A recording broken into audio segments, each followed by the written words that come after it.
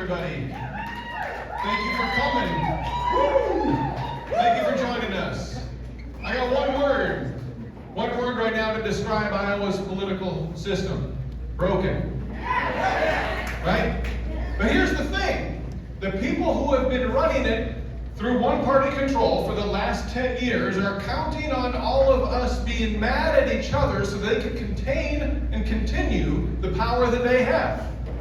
And I know, because I heard from a lot of you, that we have a lot of independent voters and a lot of Republican voters in this audience tonight. And so I want to send a message to the people who have screwed things up in Iowa, that we are here and that we are together and that we are going to work together. And so I would like us to sing the first verse of America the Beautiful together. It starts, "Oh beautiful for spacious skies, I will not kick us off." But anybody who, Joe, you sing, don't you, Joe? Joe's going to pick a note, and we're all going to join in.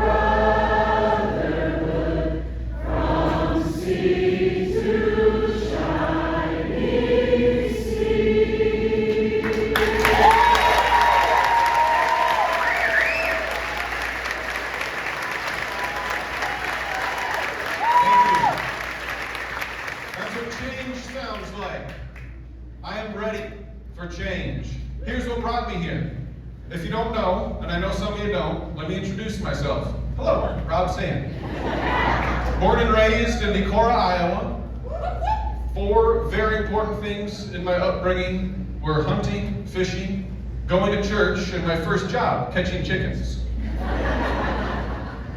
3 of the 4 are still very important things in my life.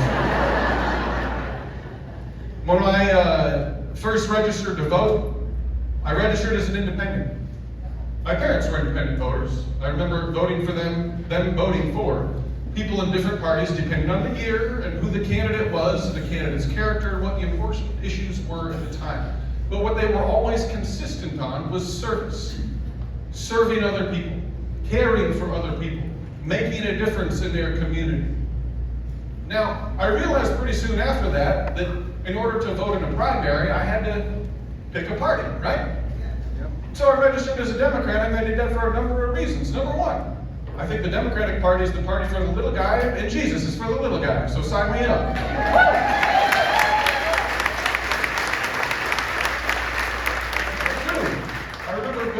Balancing the budget, using the surplus to pay down the debt, thinking, thank you, I'm a teenager. That's going to be very helpful for me someday when I'm older.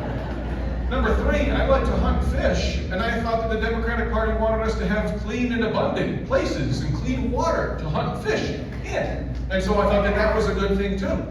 And so I registered as a Democrat in order to maximize my own ability to participate, but I didn't leave my independent mind behind. And we have found ourselves in this position because we have too many people who want us to only think about red or blue.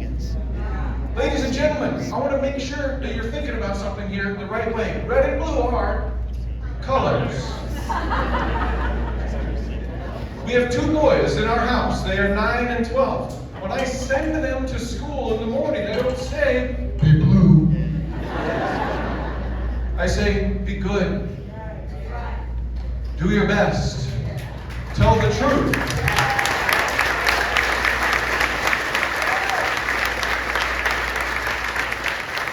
When they come home at night and we are eating dinner, I often ask them, did you have a chance to help somebody today?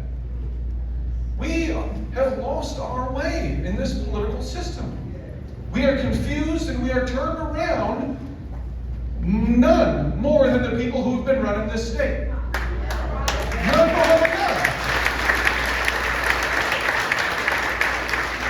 Iowa is among the last in the country in economic growth. We are 48th over the last 3 years for personal income growth, and we are number 1 for growth in what? Cancer. Meanwhile, they're literally up there figuring out, how can we make it harder for the state auditor's office to find misspent tax money? Ooh! Are you kidding me? This is an office, folks, when I got elected, I should take a step backwards. I worked for 7 years at the Attorney General's office, prosecuted white-collar crime, public rights.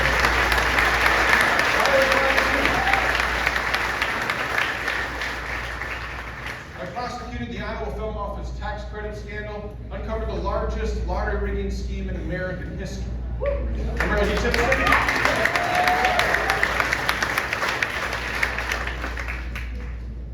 I ran for state auditor because their investigations have been landing on my desk for all of those 7 years. They do Iowa's public corruption investigations. I noticed a couple of things that could be done differently.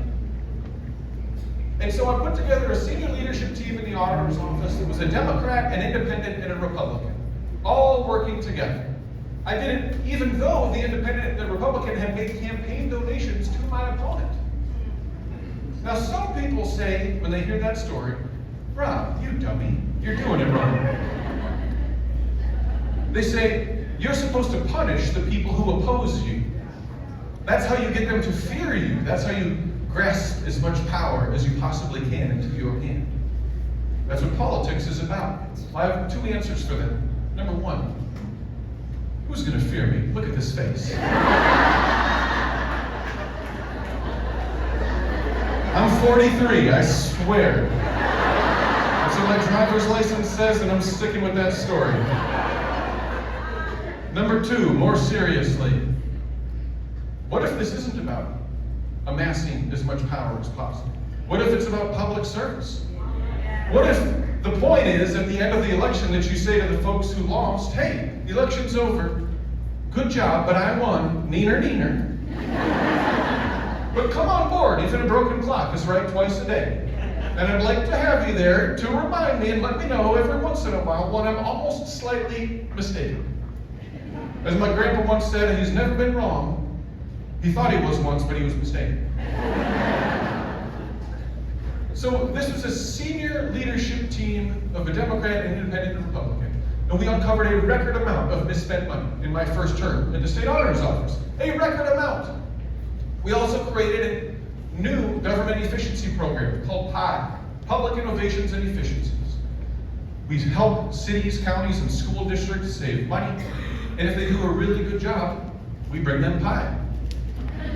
It is a wonderful way to make sure that while we're doing the work of the auditor and calling the bad bad, we can also call the good good, that we can have some balance. It's also a wonderful way for me to eat more dessert. We also changed the rules so that if you're working in the state auditor's office, you can live anywhere you want in the state of Iowa, because we need jobs in rural Iowa just as much as we need jobs in Des Moines.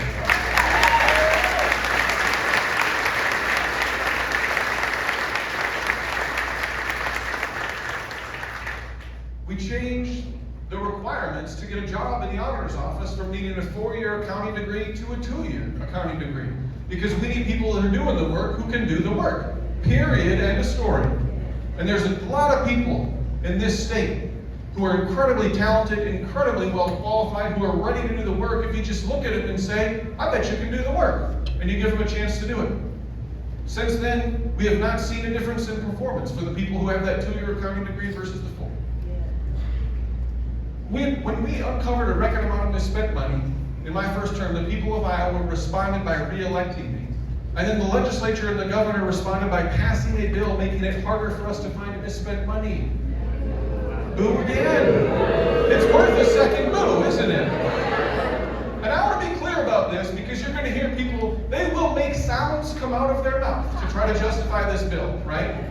They will not sit there mute. They will not say, yes, we admit that was a terrible thing to do. Although the governor came very close to admitting that when she was testifying out in D.C. But they're going to make sounds come out of their mouth. So I want you to hear me when I say this. Every single government watchdog in America that weighed in on this bill said this will lead to an increase in waste and abuse of tax dollars. Every single one.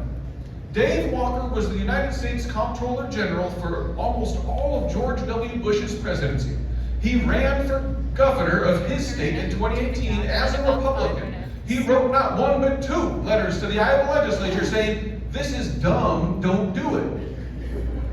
They did it anyway.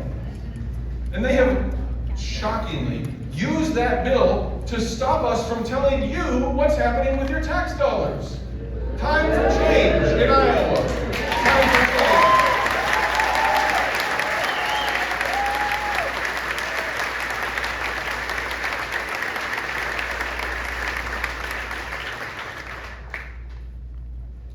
When we talk to people about where we are in the state, they know it. They feel it. You know it. You feel it. And like Governor Beshear said, by the way, just remember, if you're ever thinking, gee, how do we do it? This state's been voting so Republican lately. He won after they went for President Trump by 30 points in Kentucky. Most he's ever won by in Iowa is 13. So you might think we got a big hill to climb. I've seen bigger, he's seen bigger, and he did it.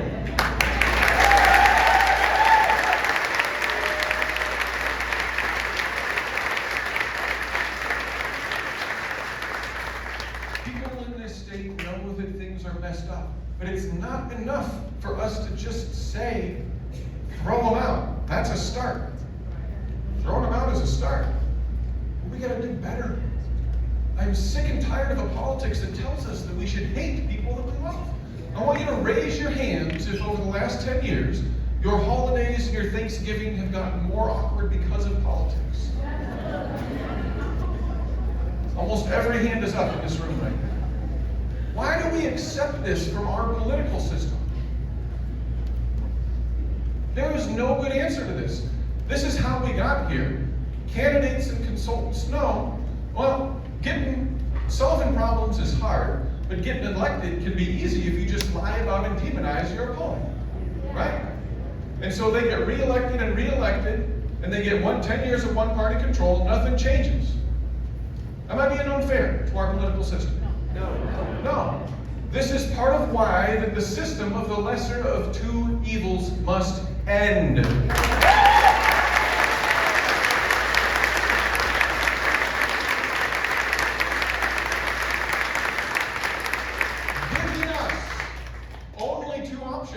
On the ballot is more about controlling us than it is about hearing us.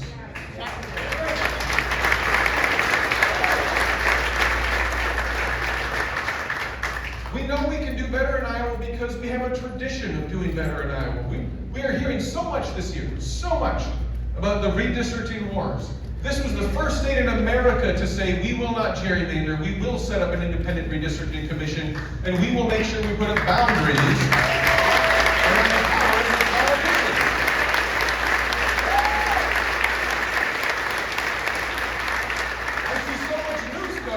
Who's going to win, the red team or the blue team? I want to see the news coverage of who's going to lose. The answer is all of us. Somehow, you didn't think this was possible, but Washington, D.C. is going to get more dysfunctional. We said, wow, how bad could it get? They said, hold my beer. We were the first state in America to create a merit-based judicial selection system, so that we don't just have people getting on the bench who don't know what they're doing. It is time for Iowa to take the next step in our proud tradition of telling politicians, we vote for you, we do not worship you, by making sure that we have more than 2 realistic options on the ballot in the state of Iowa.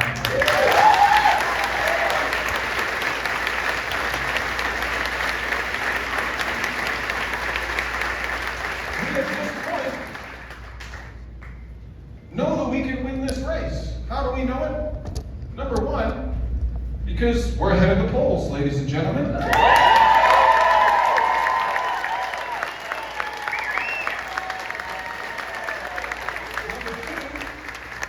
we're well ahead in fundraising, thanks to most of you. Number 3, most importantly, because we are versus blue, but of the well-fed versus the fed up.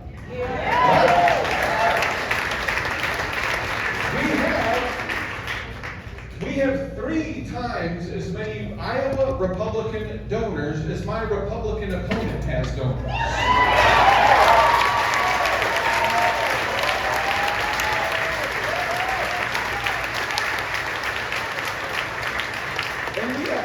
And yes, we do have an opponent now.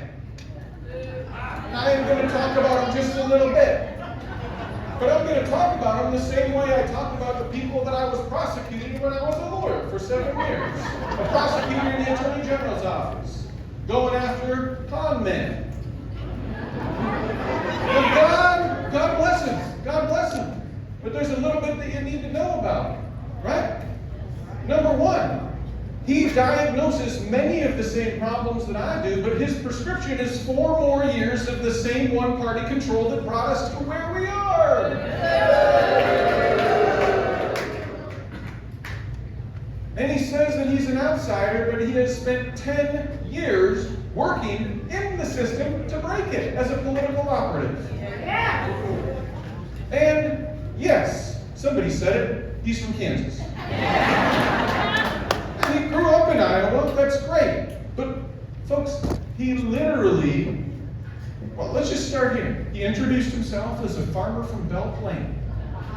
He did not put enough emphasis on the plane when he did that. As it turns out, people noticed, and they asked questions about the dozens of flights every 6 days down to Kansas. After which he said, well, if elected governor, I will change my living situation and be in Iowa as much as humanly possible. Most of us just live here. I gotta say.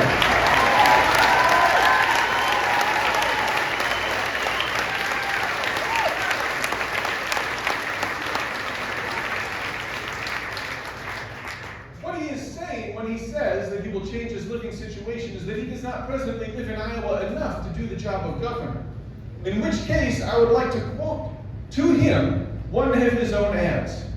Iowa jobs are for Iowans.